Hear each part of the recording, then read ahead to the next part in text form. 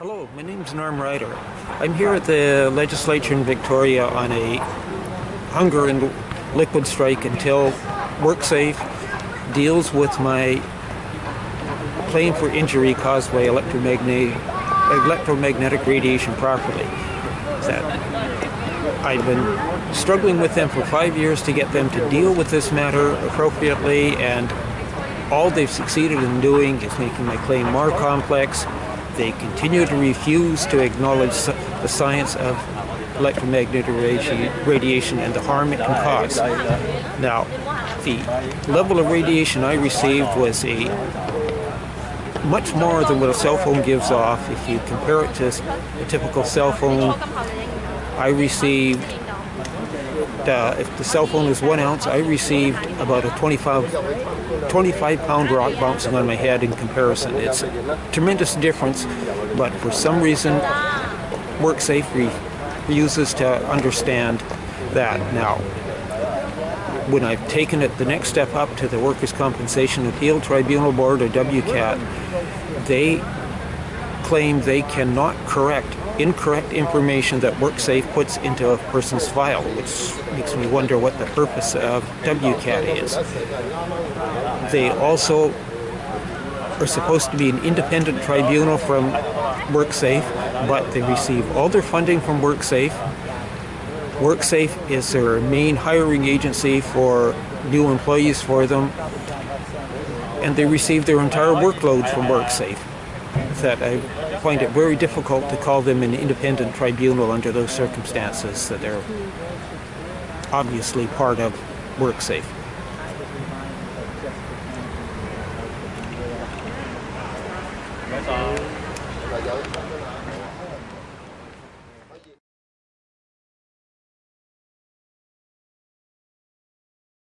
Well, the Workers' Compensation Appeal Tribunal, or WCAT. Okay.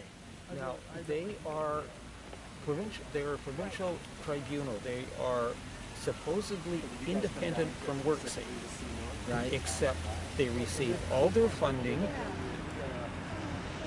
all their justification for work comes from Worksafe. If you want the appeals, Worksafe does the prime advertising to fill job vacancies with them. Yeah. And they report to the Worksafe, or the WCB board of directors. But they're supposed to be independent. They are an independent tribunal, getting their money from Worksafe. at all their job. Okay. You're confused with that one, are you? Yeah, well, I was trying to differentiate. Is there a difference between the two? But I guess they seem to think that they had to set up some kind of a tribunal to make it appear that there was. Well, it's one of their pseudo-independent. Yeah. On top of that, the vice chair or judge that did the reconsideration is the same one that did the initial appeal on my case. So she has to rule on her own rulings. Of course, she comes up and she says that she didn't make a mistake. No. It sort of becomes a bit of a joke. Except it's a bad joke. Wow.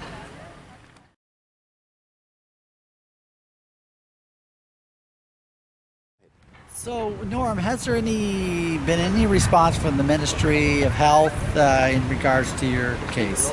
Not the Ministry of Health, the Ministry of Jobs, whatever, responsible for labor, or as I call it, irresponsible for labor. Right. But the Assistant Deputy Minister, Trevor Hughes, has said he refuses to come and talk to me about any of the issues. That he does have Worksafe, and he had the authority to reopen my case if they feel like it. But they claim they can't reopen it because of rules.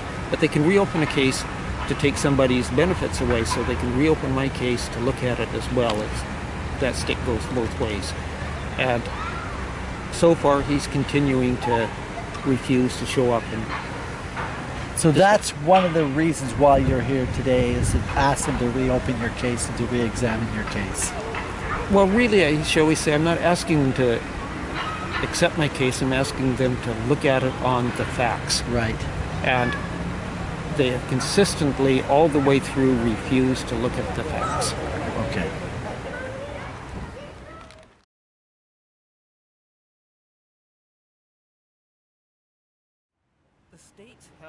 accepted at least one radiation claim. It was in Alaska.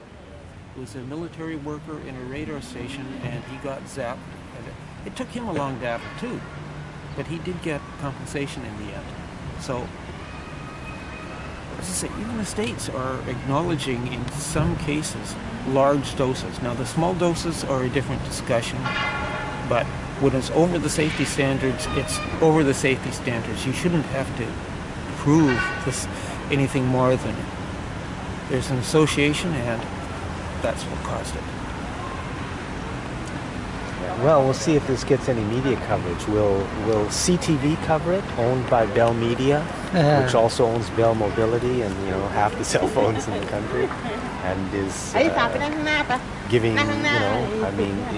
is dosing everybody with radiation all the time? I mean, are they is CTV going to cover this? Have you done any kind of a press release through Bridge News Services or anything like that? Well, I did send out a press release before I started to a lot of the media. Yeah. And yes, Bell Media or CTV got it as well. So far no response, but they can keep hiding this for years and years. Yeah. It's going to come out, and when it comes out, it's going to be a lot bigger a problem than it is today. They don't care. It's only a problem for all the people who get sick. No, it's going to be a big financial problem for them in the end. The cigarette smoking is a good example of, they tried to keep that down for years, and it's just, even the provinces are fighting lawsuits about tobacco companies. So it's going to happen in time.